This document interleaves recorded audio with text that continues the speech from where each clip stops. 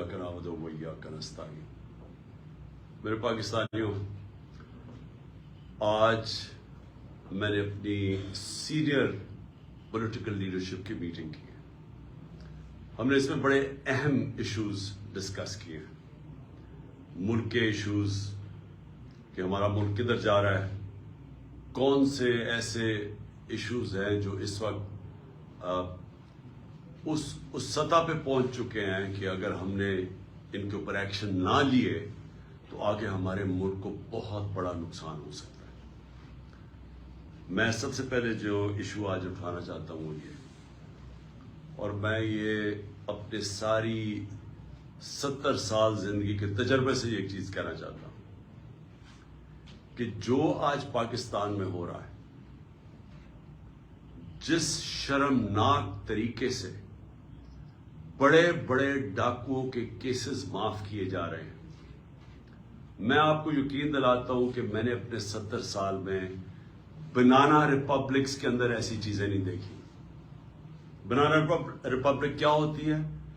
बनाना Republic वो होती है जिधर जंगल का कानून होता है, जिधर जिसकी लाठी उसकी भैंस होती है, जिधर ताकत की हुक्मरानी होती है, जिधर इंसाफ नहीं होता, जिधर रूल ऑफ लॉ नहीं होता। और आज मैं, क्योंकि मैं अपनी कौम की तरबियत भी करना चाहता हूं, मैं अपने नौजवानों की, इस मुल्क की 66% जो आबादी है वो 28 साल की उम्र से कम है, तो मैं उनको खास तौर पर मुखातिब हूं कि देखिए मेरे नौजवानों, कोई मुझे दुनिया में आज मुल्क बता दें जिस मुल्क के अंदर रूल ऑफ लॉ ना हो और वो खुशहाल हो, और कोई मुझे ऐसा मुल्क बता दे जिधर इंसाफ और कानून की हुक्मरानी हो और वो गरीब हो। ये आपको कहीं दुनिया में नहीं मिलेगा। जिन जिन दुनिया के मुमालिक के अंदर ताकतवर के मुजरमों के लिए एक कानून, जिस तरह मेरे नबी सल्लल्लाहु अलैहि वसल्लम ने कहा था कि जब ताकतवर चोरी करे तो उसको पकड़ो ना, उसको एनआरओ दे दो, और सिर्फ कमजोर गरीब लोगों को, चोरों को जेलों में डालो, वो मुल्क तबाह हो जाते हैं। हम तबाही के किनारे के ऊपर खड़े हैं।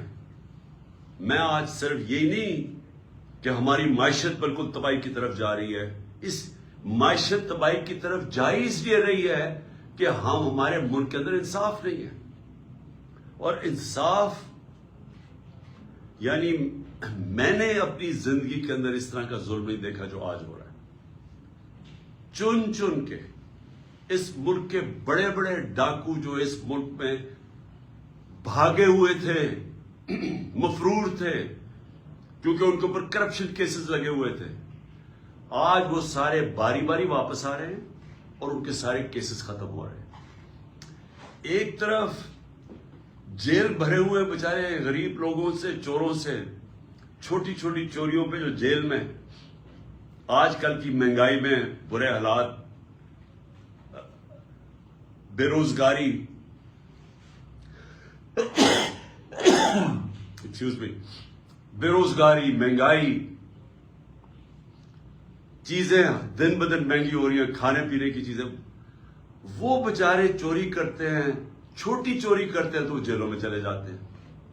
और वो लोग जिन्होंने दोनों हाथों से 30 साल से इस मुल्क को लूटा है, ये जो दो बड़े खानदान जिन्होंने, जिनकी चोरियों के ऊपर किताबें लिखी हुई हैं, एक रेमंड बेकर की किताब है the way of the world, ये जरदारी और शरीफ खानदान के ऊपर पूरा चैप्टर लिखा हुआ है इनकी चोरी के ऊपर, कि मुल्क का करप्शन होती है, मुल्क का पैसा चोरी करने का, इनकी करप्शन पे मुल्क का जो इन्होंने पैसा चोरी किया वो किताब उनकी किताब में है।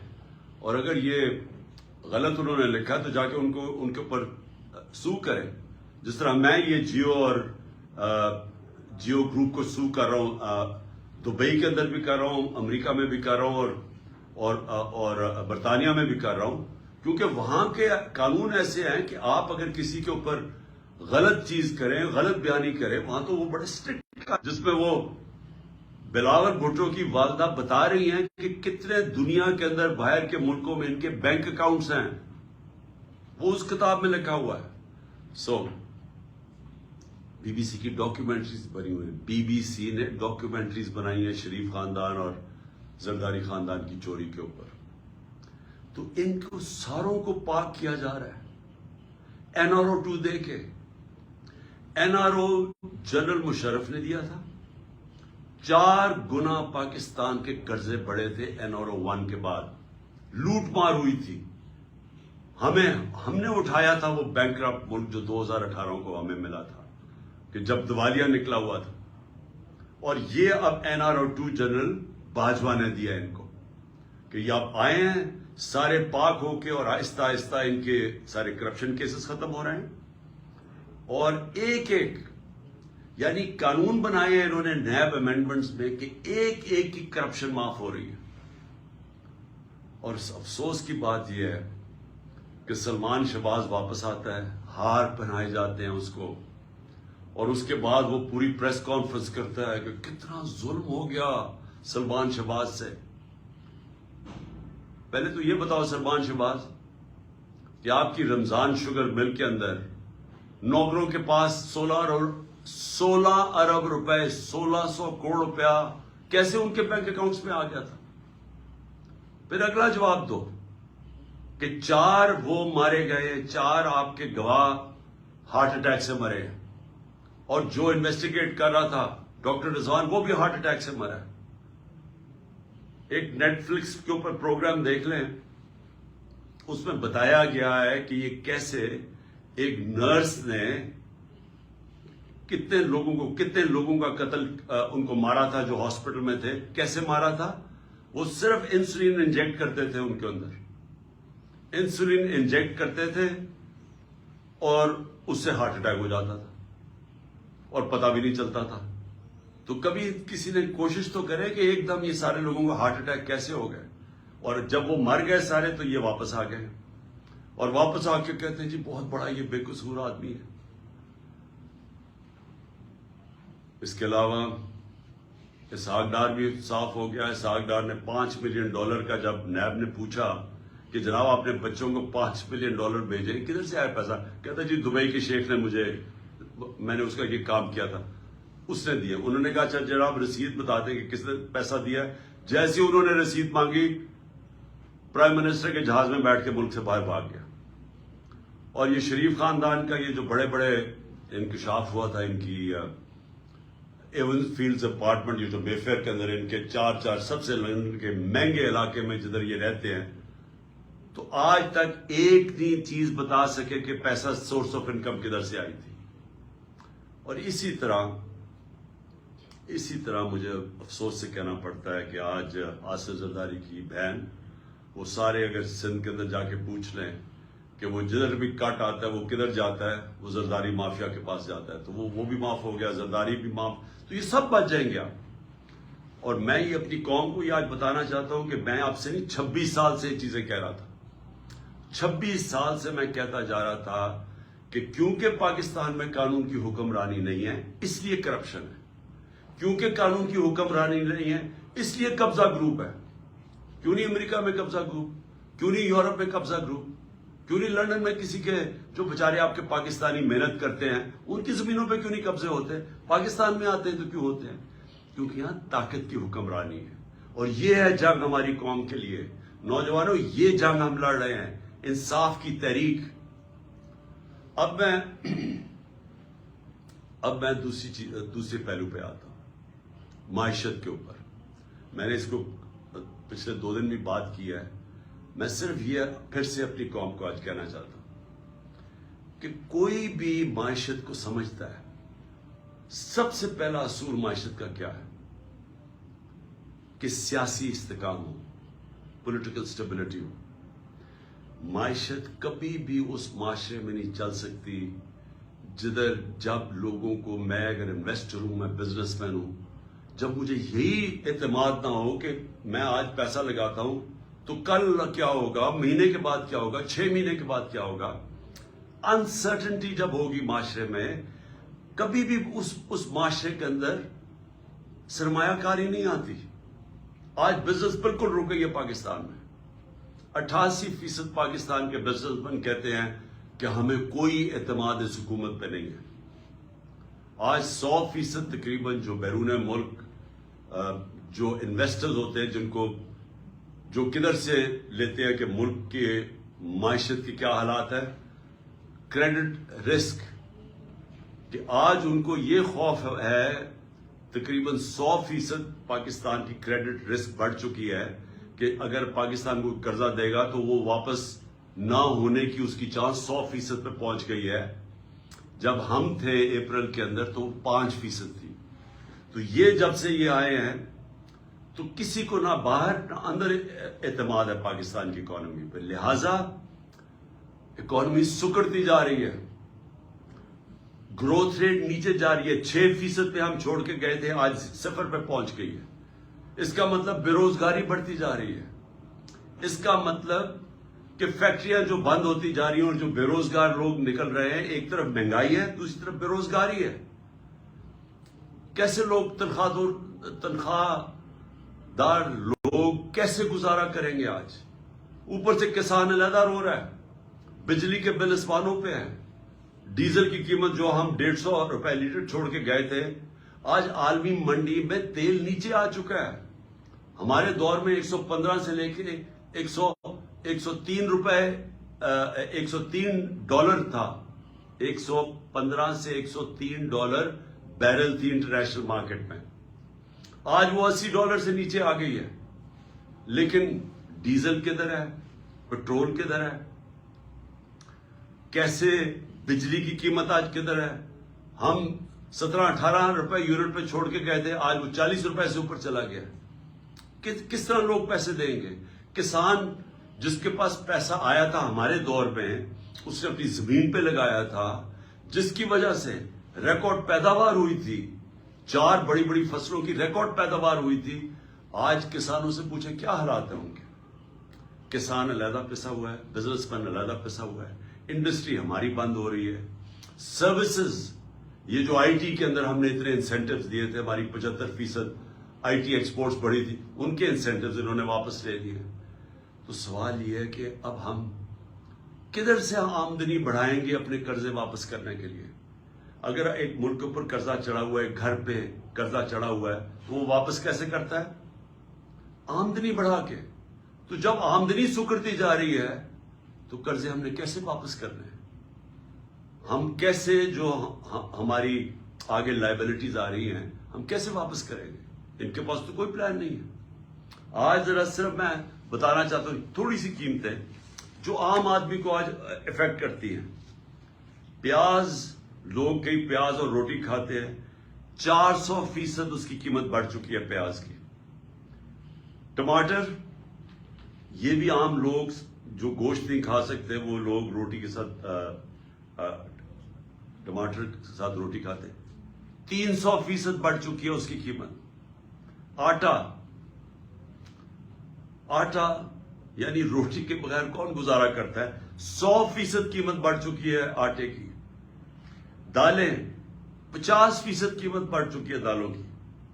گھی عالمی مارکیٹ میں نیچے آ گیا. پام آئل، آج گھی کی 50% قیمت بڑھ چکی ہے. میں یہ اس لیے آپ کو بتا رہا ہوں کہ جو عام لوگ ہیں سوچے کہ وہ کیسے گزارا کرتے ہوں گے آج. تو جب معیشت نیچے جا رہی ہے، میں پھر سے ریپیٹ کرتا ہوں، اور میں سارے پاکستان کے اداروں سے آج بات کر رہا ہوں.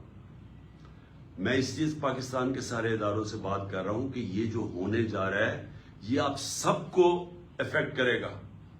کوئی ادارہ جزیرہ نہیں ہے کہ ملک نیچے جا رہا ہو تو وہ جزیرہ بچ جائے گا.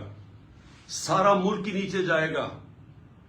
یہ مجھے تو ایسے لگتا ہے کہ یہ ایک سازش کے تحت ہمارے ملک سے ہوا ہے، کہ ایک جس طرح کسی نے پلان کر کے ہمارے ملک کو اس طرف لے کے جا رہا ہے کہ ملک اگر خدا نخواستہ ڈیفالٹ کر جائے تو اس کے بعد سب سے پہلے ملک کی نیشنل سیکیورٹی متاثر ہوگی.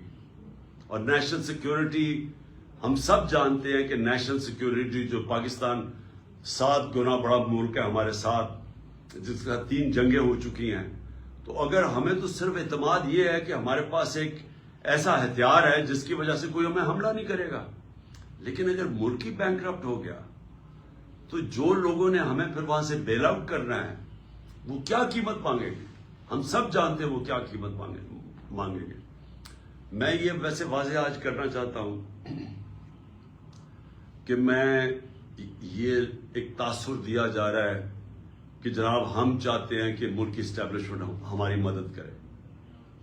یہ جب ہمارے خلاف یہ دھرنے دیے جا رہے تھے اور یہ جب کہا جا رہا تھا کہ جی ساری جو پی ڈی ایم کی جماعتیں ہیں یہ سارا وقت کہہ رہے تھے کہ جی ان کو چھوڑ کے تو ہماری مدد کریں. میں بالکل کسی سے کوئی مدد نہیں مانگ رہا. میں قطعی طور پہ یہ نہیں کہہ رہا کہ اسٹیبلشمنٹ ہماری مدد کرے. میں یہ چاہ رہا ہوں کہ اسٹیبلشمنٹ نیوٹرل ہو. میں اس لیے چاہ رہا ہوں اسٹیبلشمنٹ نیوٹرل ہو کہ اسٹیبلشمنٹ کا وقار اوپر جائے. جنرل باجوہ کے دور کے اندر فاصلہ عوام اور اسٹیبلشمنٹ کے بیچ میں فاصلے بڑھ گئے. یہ ہمارے ملک کا نقصان ہے. اس ملک کو ایک مضبوط فوج کے ادارے کی ضرورت ہے. میں ایک آزاد آدمی ہوں, ایک آزاد ملک میں رہنا چاہتا ہوں. میں کسی صورت یہ نہیں چاہتا کہ ہماری فوج کمزور ہو اور ہماری آزادی چلی جائے. اس لیے یہ پاکستان کے انٹرسٹ میں ہے کہ ہمارا فوج کا ادارہ مضبوط ہو. مضبوط وہ تب ہوگا جب وہ نیوٹرل ہو, وہ مداخلت نہ کرے. جو جنرل باجوہ کے دور کے اندر جس طرح کے بے دردی سے انہوں نے ہماری پالیٹکس کے اندر جس طرح انہوں نے کیا, میں آپ کو کہتا ہوں کہ میں نے اپنی زندگی میں جس طرح کی کھلی دشمنی ہمارے ساتھ کی گئی ان 7 مہینوں کے اندر میں نے کبھی یہ نہیں دیکھا. جس طرح جو ہماری حمایت کرتا تھا, میڈیا کرتا تھا, اس کے خلاف ایکشن, ہمارے لوگوں کے اوپر دھمکیاں علیحدہ, گمنام نمبر سے ٹیلی فون آ رہے ہیں اور دھمکیاں دیے جا رہے ہیں کہ عمران خان کو علیحدہ چھوڑو. میرے خلاف سٹیٹمنٹس لینے کی کوشش کی, لوگوں کو کہا کہ عمران خان کے خلاف سٹیٹمنٹ دو. یہ جو سارا توشہ خانہ کیس ہے اس کے پیچھے کون تھا؟ کون ان کو پکڑ کے یہ لوگوں سے سٹیٹمنٹس دلوا رہا تھا؟ اور اس کے علاوہ جو ارشد شریف سے ہوا, جو اعظم سواتی سے ہوا اور ہو رہا ہے, جو شہباز گل سے ہوا, جو جمیل فاروقی سے ہوا, صرف اس لیے کہ وہ ہمارے حق میں سٹیٹمنٹس دے رہا تھا, جو ٹی وی چینل سے کیا گیا.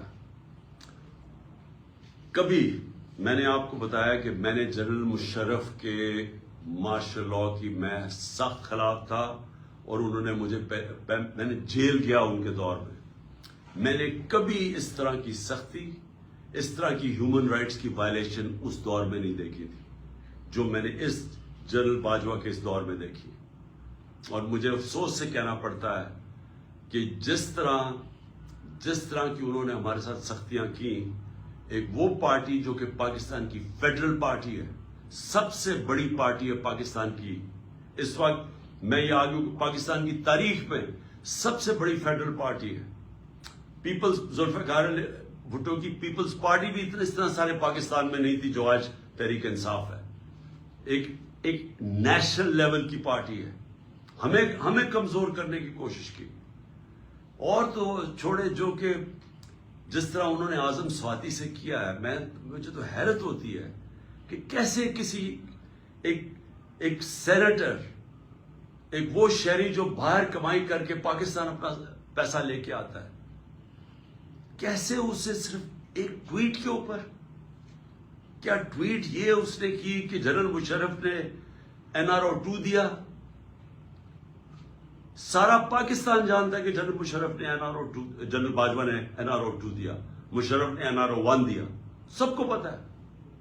ہمیں کئی دفعہ انہوں نے کہا جب ہم گورنمنٹ میں تھے کہ جی چھوڑ دیں احتساب کو, چھوڑ دیں اقتصادیات کے اوپر کانسنٹریٹ کرو, اکانومی پہ کانسنٹریٹ کریں, احتساب کو بھول جائیں. ہمیں فیٹف کے اندر انہوں نے ان کی طرف سے آئی ریکویسٹ کہ جناب فیٹف میں ان کو NRO 2 دے دو, یہ اپوزیشن کو. تو ہمیں تو پتا ہے کہ NRO 2 کس نے دیا.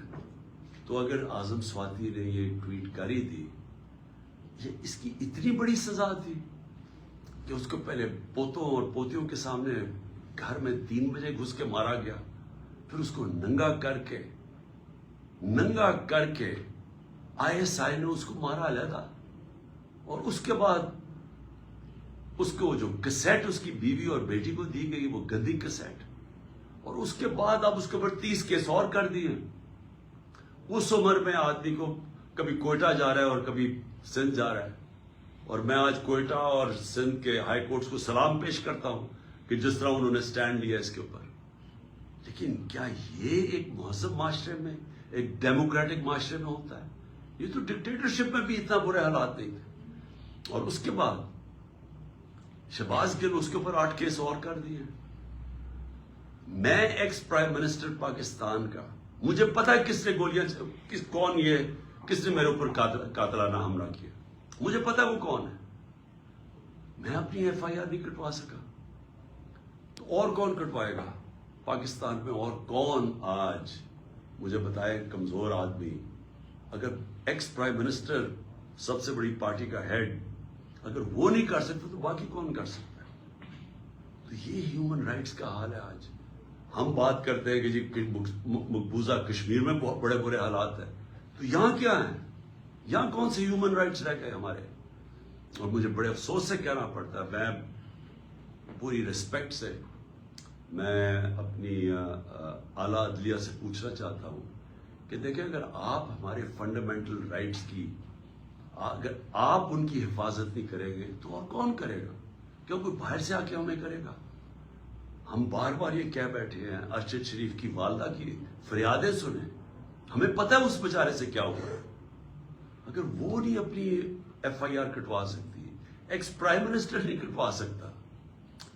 اور میں یہ بھی سوال پوچھنا چاہتا ہوں کہ کیا جنرل مشرف کو جب ہم تنقید کرتے تھے، اور ہم کھل کے جنرل مشرف کی تنقید کرتے تھے، تو کیا ہم فوج کی تنقید کر رہے تھے؟ سب کو پتا تھا کہ جنرل مشرف کی ہم تنقید کر رہے ہیں، ہم فوج کی نہیں. قوم فوج کو پیار کرتی ہے کیونکہ قوم کو پتا ہے کہ ہمیں وہ آزاد رکھنے والی ہماری فوج ہے. تو آج اگر میں جنرل باجوہ کی جو بھی تنقید کرتا ہے، جنرل باجوہ نے وہ پاکستان سے کیا جو دشمن نہ کر سکے.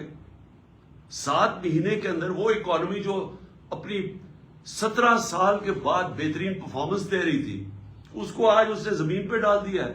آج پاکستان کے لوگوں کو یہ نہیں سمجھ آ رہی کہ اب پاکستان جائے گا کدھر. ہمیں تو یہی نہیں سمجھ آ رہی کہ اب اس پہ سے نکالے گا کیسے کوئی. ہمیں تو یہی نہیں سمجھ آ رہی کہ یہ جو چور اوپر ہمارے اوپر مسلط کر دیے گئے ہیں، سوائے اپنی چوری بچانے کے لیے، پتا تو پتا ہے کہ انہوں نے اس اکانومی کو ٹھیک کیسے کرنا ہے. اور یہ 30 سال دونوں اقتدار میں رہ چکے ہیں، کب انہوں نے اکانومی کو ٹھیک کیا تھا؟ یہ تو جب سے آئے ہیں پیسہ بنانے کے چکر میں ہے، اور ان کے پیسے معاف ہو رہے ہیں اور ملک بھی نیچے چلا گیا. کون ذمہ دار ہے اس کا؟ تو یہ ہمارا رائٹ ہے، یہ میرا جمہوری رائٹ ہے یہ کہنے کا.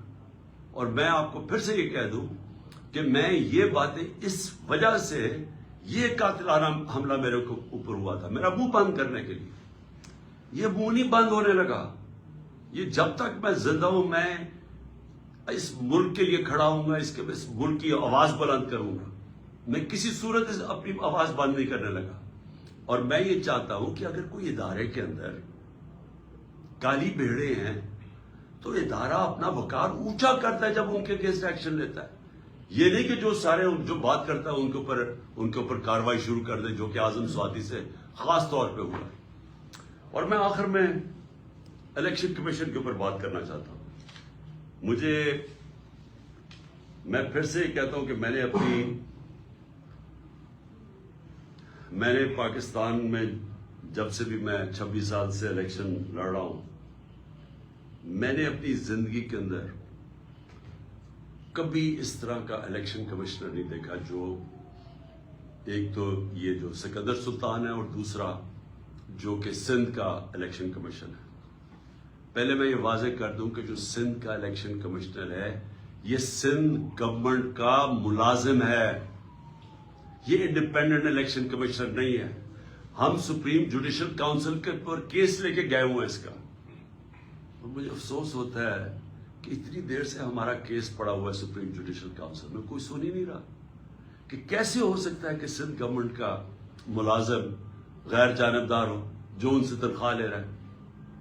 اور جو اس نے کیا ہے چیف الیکشن کمشنر نے، سوائے اس کے، اس کا 1 پوائنٹ ایجنڈا ہے کہ عمران خان کو ڈسکوالیفائی کیسے کرنا ہے. توشہ خانہ کا کیس اس نے پکڑا ہوا ہے.